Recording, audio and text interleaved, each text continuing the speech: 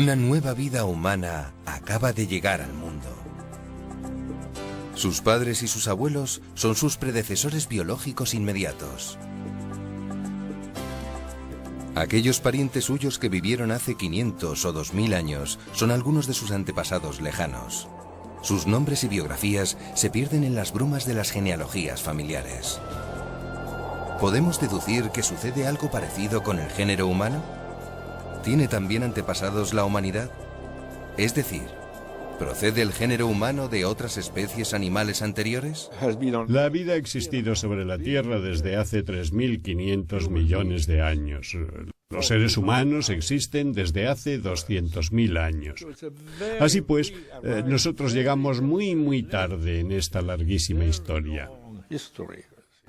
Durante casi un siglo se ha discutido acaloradamente la visión fijista del origen del hombre, es decir, que el hombre de Cro-Magnon fuera creado en estado adulto y vaya precisamente en Europa y de él descendiéramos todos los humanos actuales.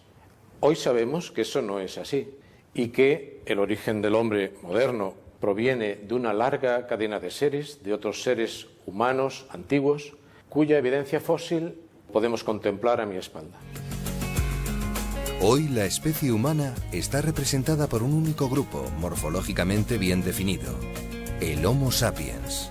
Su forma actual es muy reciente, se remonta a solo unos pocos miles de años. Homo sapiens, así le hemos llamado, así lo llamó Linneo.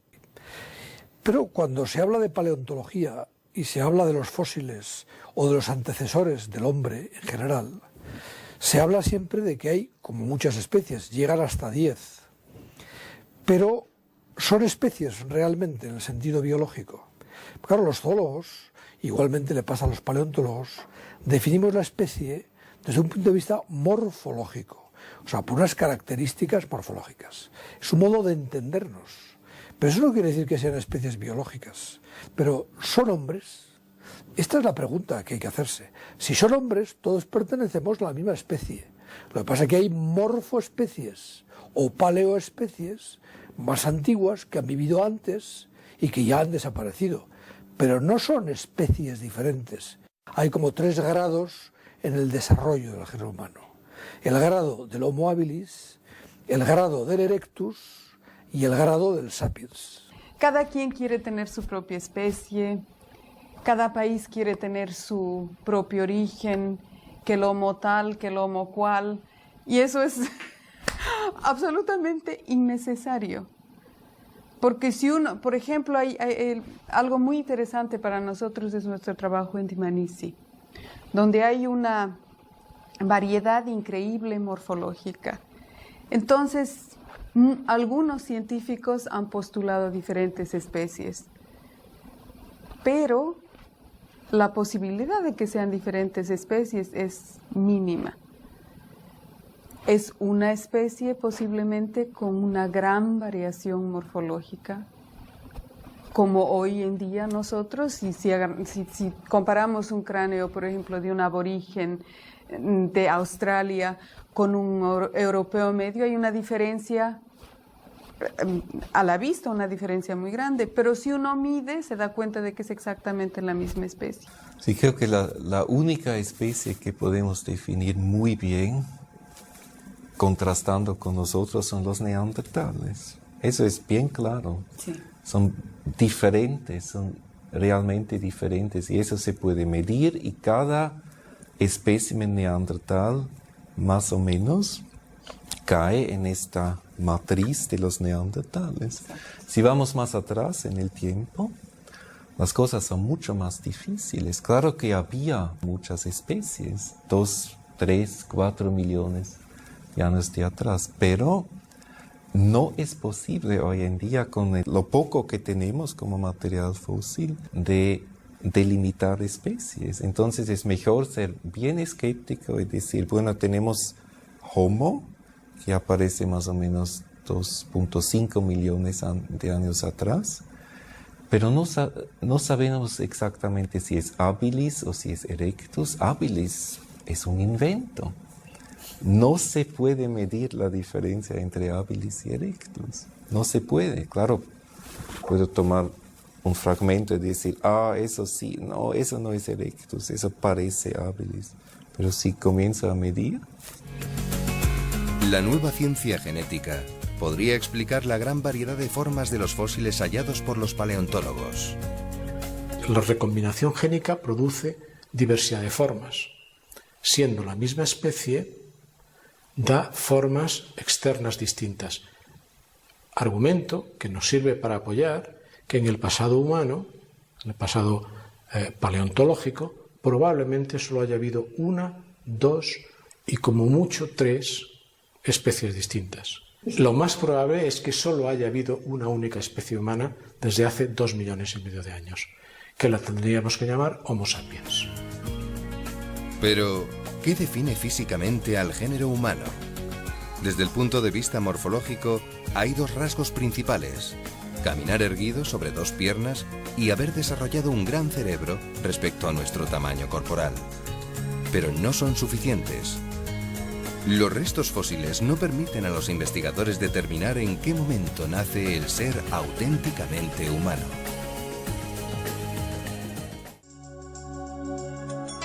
El hombre es consciente de su ser espiritual, inteligente y libre. Es consciente también de su ser animal, orgánico, y se interroga sobre su más remota historia.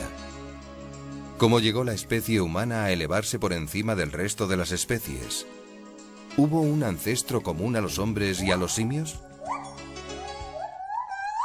Existe efectivamente un ancestro común entre el linaje de los humanos, nuestro linaje, y el linaje de los chimpancés, pero todavía es un gran desconocido. Tenemos muchos problemas para encontrar ese ancestro común. Se ha hablado mucho, ha habido muchos científicos que han encontrado restos fósiles que piensan, bueno, si no es el ancestro común, por lo menos están ya en la línea, en el linaje de los humanos actuales.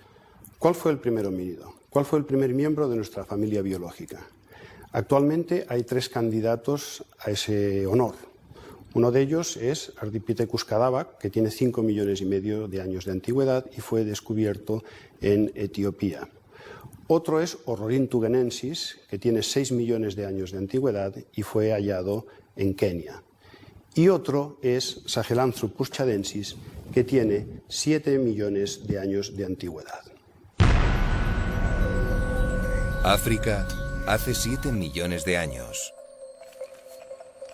En aquel momento y lugar, los científicos suponen que la historia evolutiva de los grandes primates sufrió una brusca separación. Aparece una nueva familia animal, los homínidos, que dejan de recorrer el mismo camino que los chimpancés, los seres vivos más próximos a nosotros. De aquella bifurcación derivaron resultados decisivos.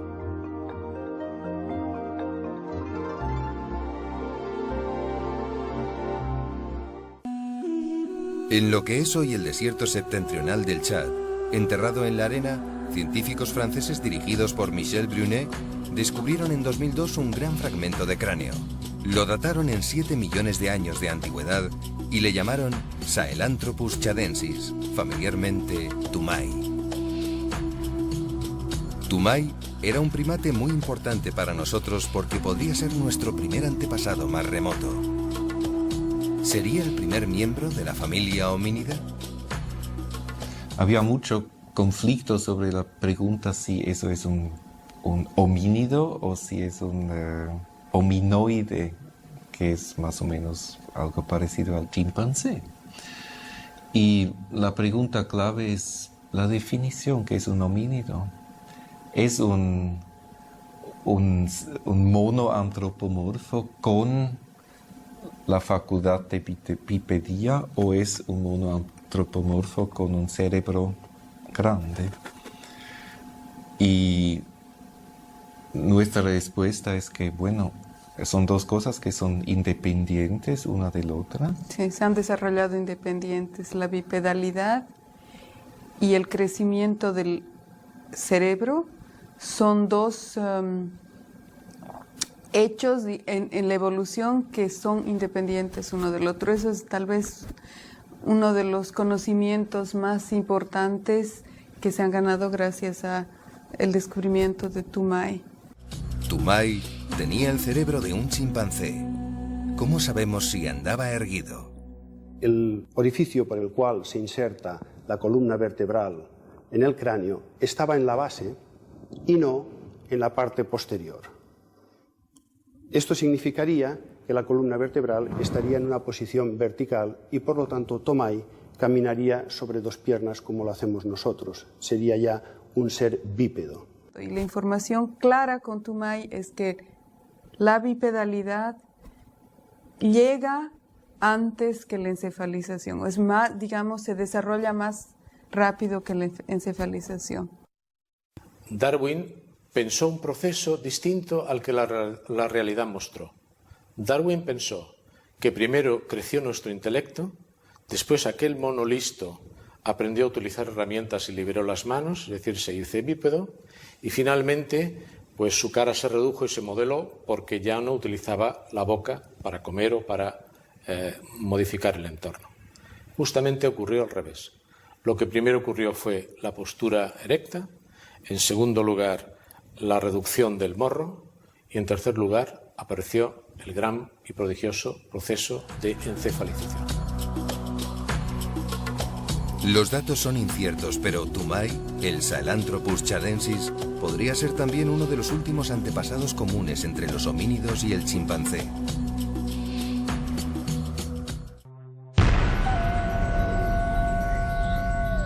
El viaje a través de nuestro pasado evolutivo nos lleva ahora a Kenia.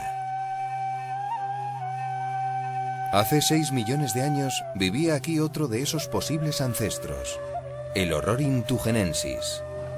Un grupo de 6 tugenensis habitaba los bosques de esta zona a finales del Mioceno superior. Con su metro escaso de estatura, no podían ser rivales para los grandes felinos y, al menos uno de ellos, acabó siendo devorado. Sus restos se hallaron en el año 2000. El Orrorin compartía con nosotros un rasgo humano, el bipedismo. Su fémur sugiere que caminaría de forma parecida a la nuestra, aunque podía trepar a los árboles. Pocos cientos de miles de años después del Orrorin, vivió en Etiopía otro hipotético antepasado nuestro, el Ardipithecus cadava.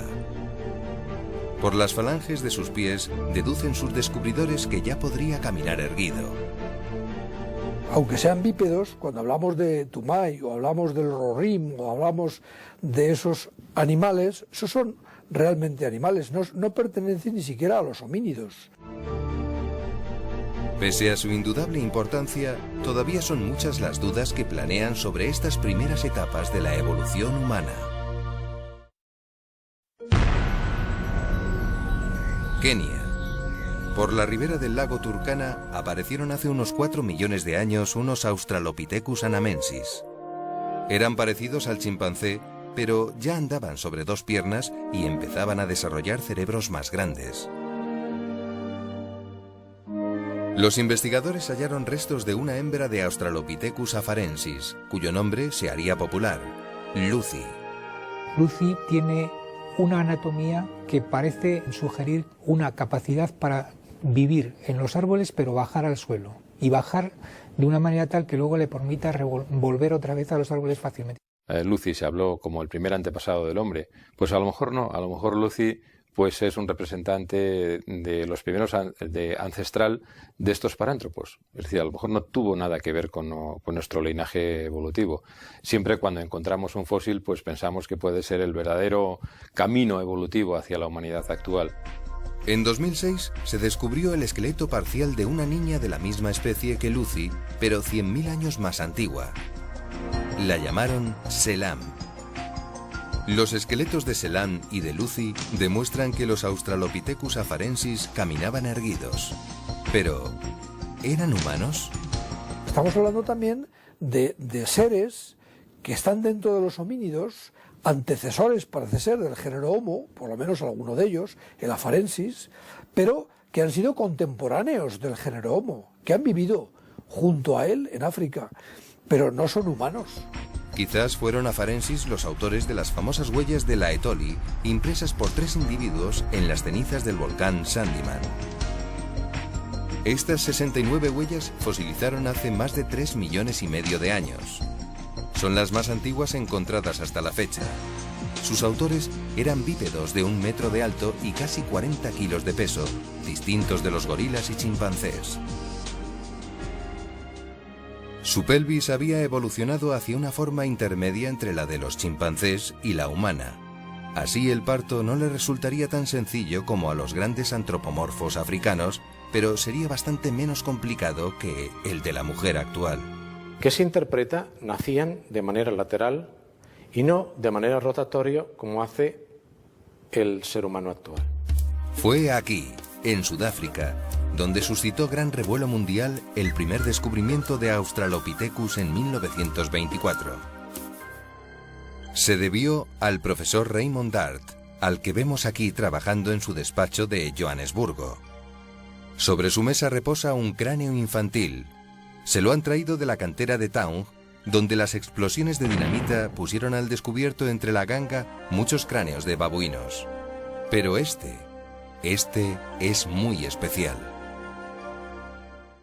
Raymond Dart consideró, por tanto, que no era un chimpancé, tampoco era un humano, y así lo atribuyó a un nuevo género llamado Australopithecus. Dart estaba convencido de haber descubierto el auténtico eslabón perdido entre el hombre y los primates ancestrales. 20 años tardó la comunidad científica en admitir las tesis de Dart. En buena parte fue gracias al apoyo de Robert Broom, que descubrió un nuevo género de homínido en la cueva sudafricana de Swartkrans, los llamados parántropos. Apareció un nuevo espécimen de la línea llamada robusta por algunos parántropos.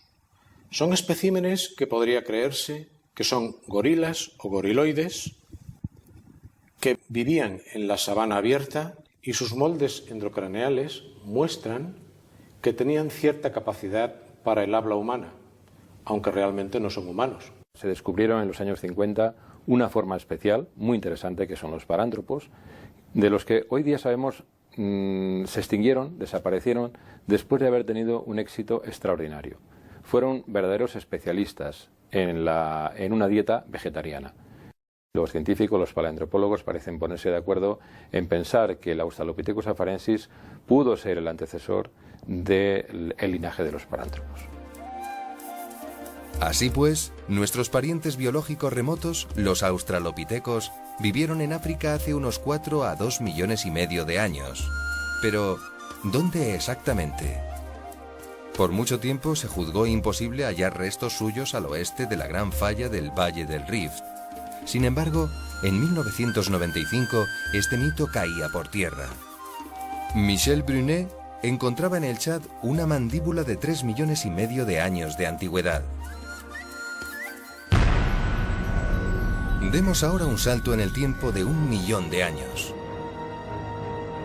En el África centro-oriental disminuyeron las lluvias y con ello aumentó la aridez del suelo. El bosque retrocedía y la sabana ganaba terreno. El hábitat tradicional de los homínidos estaba cambiando. Los australopithecos empezaron a caer en declive y se fueron extinguiendo hasta desaparecer hace poco más de 2 millones de años. La evolución hacia la humanidad corría peligro. Sin una adaptación de nuestros remotos antepasados a los cambios que transformaban su nicho ecológico, nuestra historia evolutiva hubiera podido sufrir un final prematuro. Para sobrevivir a los peligrosos cambios en su hábitat, hace 2 millones y medio de años, los homínidos ofrecen 2 distintas vías de adaptación. La primera es alimenticia. Tienen realmente un aparato masticatorio formidable para triturar alimentos duros y coriáceos. Pero su excesiva especialización les pasó factura y acabaron extinguiéndose hace más de 1 millón de años. Necesitaban ecosistemas muy estables, y en la naturaleza, pocos ecosistemas son estables durante mucho tiempo.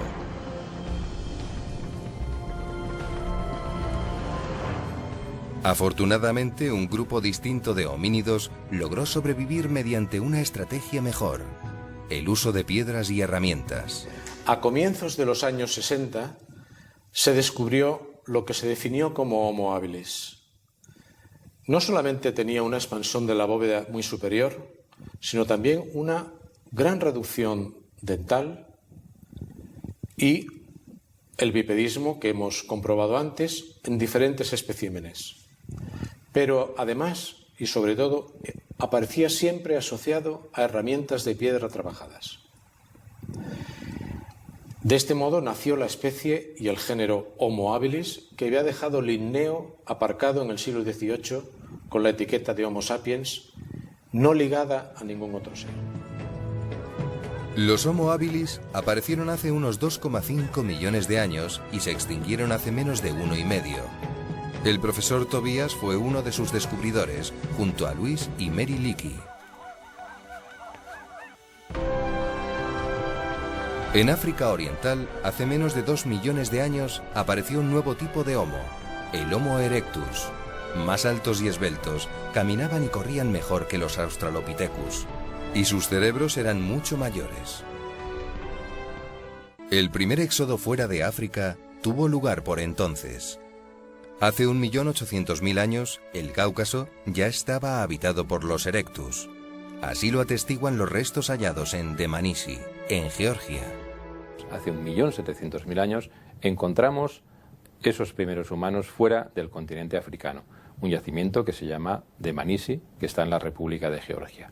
Probablemente no sean los más antiguos. Quizá haya humanos que dejaran el continente africano antes de 1,7 millones de años. ¿Cómo pudo llegar Homo habilis hasta el Cáucaso cuando vivía ya en una sabana abierta y además recorrió grandes distancias? Solo hay una explicación: una estrategia reproductora eficaz y una cooperación grupal suficiente como para defenderse de los predadores, porque podemos observar que sus caninos no son como los de los babuinos, son mucho más pequeños. Entonces, ¿cómo se defendían? Con cooperación grupal y probablemente con palos y con ramas. En el sur de España, en Venta Micena, el doctor José Gibert y su equipo descubrieron un fragmento de cráneo al que llamaron hombre de Orce. Estos antepasados, presumiblemente Homo habilis u Homo ergaster muy primitivos, procedían de África. Habrían cruzado el estrecho de Gibraltar hace 1,5 millones de años. Llegaron a fabricar útiles de piedra y se extinguieron posteriormente. Más dramático fue lo sucedido hace unos 800.000 años a quienes ocuparon la Gran Dolina. Así nos lo indican los descubrimientos realizados en 2007 por el equipo que trabaja en Atapuerca. Cuando hicimos un descubrimiento en Atapuerca, en el yacimiento de la Gran Dolina, unos fósiles nuevos, diferentes a todo lo que se había encontrado hasta entonces, muy antiguos, con entre 800 y 900.000 años, tuvimos la sensación de que habíamos encontrado algo nuevo y diferente. Y le bautizamos como el Homo antecesor. Pero recientemente en Atapuerca, en el yacimiento de la Sima del Elefante, pues hemos encontrado una mandíbula con 1,2 millones de años, 1.200.000 años, que provisionalmente también hemos atribuido al Homo antecesor. El yacimiento de Atapuerca es particularmente importante. Allí se han podido recuperar más de 4.000 fósiles con una antigüedad superior al 500.000 de años. Hace entre 400 y 300.000 años, los humanos modernos evolucionaron hacia la morfología neandertal. Su anatomía postcraneal recuerda a la de los esquimales actuales. Se desarrolló un grupo humano llamado neandertal, caracterizado por una gran capacidad craneal, un cuerpo muy musculado y algunas características anatómicas debidas probablemente al aislamiento durante decenas de miles de años. Además de Europa, la presencia de los neandertales está documentada en Israel, Irak y Uzbekistán. Estudios publicados en 2007 indican que habrían llegado hasta el interior de Siberia. Se han encontrado muchos enterramientos intencionales de neandertales, algunos de ellos con ofrendas. Este hecho explicaría la mejor conservación de los fósiles. Los neandertales desaparecieron hace unos 28.000 años. ¿Por qué? ¿Por qué es prácticamente barrida el neandertal y se hace con el mismo nicho ecológico sapiens? Probablemente por una una evolución superior en lo que es el comportamiento social, en lo que es el aprovechamiento del ambiente, probablemente mayor inteligencia, probablemente también un mejor cuidado de la prole. Es decir, más bien se buscan interpretaciones del tipo de una mejor organización de los grupos sociales, mejor preparados para la caza estratégicamente, porque si no, desde luego, por fortaleza corporal no se podría explicar. La península ibérica fue uno de los últimos refugios de los neandertales. Dejaron sus huellas tanto en el norte, en la cueva de El Sidrón, como en el sur, en las cuevas de Gibraltar y en Granada. ¿Hubo mestizaje entre neandertales y sapiens moderno? Hay autores que lo afirman. Un niño que murió hace 24.000 años podría haber sido una mezcla de ambas especies. Vivió 4.000 años después de la extinción de los neandertales y fue encontrado en 1999 cerca de Leiria, en Portugal. Pero no toda la comunidad científica está de acuerdo, pues hay quienes defienden que era un niño de nuestra propia especie. En cualquier caso, con la desaparición de los neandertales en Europa hace unos 28.000 años, el Homo sapiens moderno se queda solo en el planeta. O al menos, eso es lo que se pensaba hasta 2004. En ese año se dio a conocer la existencia del Homo floresiensis, que se extinguió hace apenas 12.500 años. Habitaba la isla de Flores, medía 1 metro de altura y tenía un cerebro diminuto. Pero hay quien lo atribuye a un caso de raquitismo endémico debido al aislamiento y a otros factores. El acelerado ritmo de hallazgos fósiles en las últimas 2 décadas corrige o derrumba hipótesis y enciende debates. Si algo permanece sobre las dudas es que la evolución humana es mucho más compleja de lo que habíamos supuesto hasta ahora. Haciendo balance, son muchas más las cosas que desconocemos que las que sabemos con certeza. Hoy, muchos científicos piensan que a pesar de los avances técnicos, hay enigmas acerca de nuestros orígenes que tal vez nunca logremos desvelar con plena seguridad.